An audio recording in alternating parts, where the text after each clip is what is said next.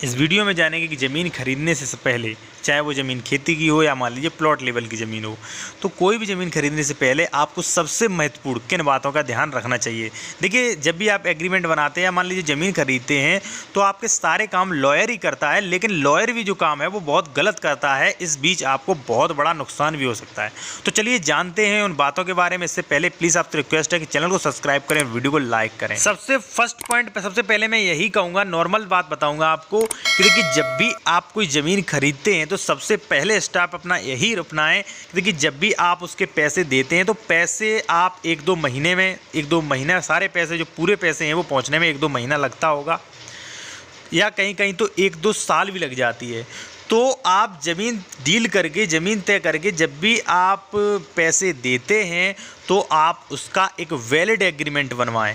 हो सकता है कि भाई आपने पैसे दे दिए और उसका एक्सीडेंट हो जाए, या मान लीजिए वो व्यक्ति बेईमानी कर जाए, कई सारी बातें आगे आती हैं। इसलिए सबसे पहले मैं आपको यही राय दूंगा, एक सामान्य सी राय दूंगा कि आप ज़मीन खरीदते समय वैलिड एग्रीमेंट आप ज़रूर करवाएँ। अब आते हैं दूसरे पॉइंट पर, जो सबसे महत्वपूर्ण पॉइंट है। उत्तर प्रदेश भूमि अधिनियम के अनुसार यदि कोई व्यक्ति जो SC/ST वर्ग से नहीं है और वो SC/ST वर्ग की ज़मीन खरीदने का एग्रीमेंट करता है या बंधक रखने का एग्रीमेंट करता है, तो ऐसे सारे एग्रीमेंट इनवैलिड हैं। वो एक कागज़ का टुकड़ा है।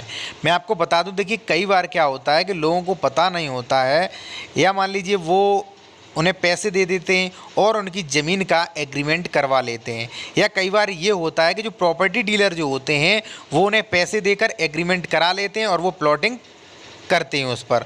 तो मैं आपको बता दूं कि जो भी ये एग्रीमेंट हैं, जो भी ये करार हैं, वो बिल्कुल इनवैलिड हैं। ऐसा कोई भी करार मान्य नहीं है। कल वो अगर बेईमानी करे तो वो जो आपका करार है वो बिल्कुल फर्जी होगा, इनवैलिड होगा। लेकिन आपको यहाँ पर ये ध्यान रहे कि जो भी ये शर्त है वो सिर्फ उत्तर प्रदेश भूमि अधिनियम, यानी कि जो खेती संबंधित ज़मीन जो होती है उन पर लागू होती है। जैसे मान लीजिए किसी ST/SC व्यक्ति का, जैसे मान लीजिए 20/50 ज़मीन है, कोई प्लॉट का टुकड़ा है, तो ऐसे में ये शर्त मान्य नहीं होगी। लेकिन अगर मान लीजिए उसकी 1 बीघा ज़मीन है, या मान लीजिए 2 बीघा ज़मीन है, 5 बीघा ज़मीन है, तो वहाँ पर वो शर्त मान्य होगी। ध्यान रहे, प्लॉट वाली स्थिति में, जहाँ पर प्लॉट संबंधित या मकान संबंधित, इन पर ये शर्त लागू नहीं होती है।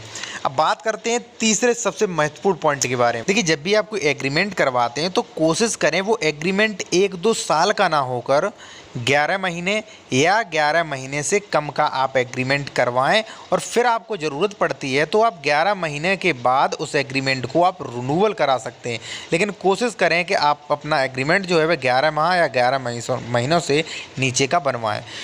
दूसरी इसमें शर्त ये है कि आप जब भी एग्रीमेंट करवाते हैं तो ये देख लें जिससे एग्रीमेंट किया गया है वो वयस्क पुरुष होना चाहिए, उसकी मानसिक स्थिति जो है बिल्कुल सही होना चाहिए। क्योंकि देखिए, ये सभी काम आपके लॉयर करते हैं, लेकिन फिर भी आपको उनके कार्यों पर ध्यान रखना चाहिए।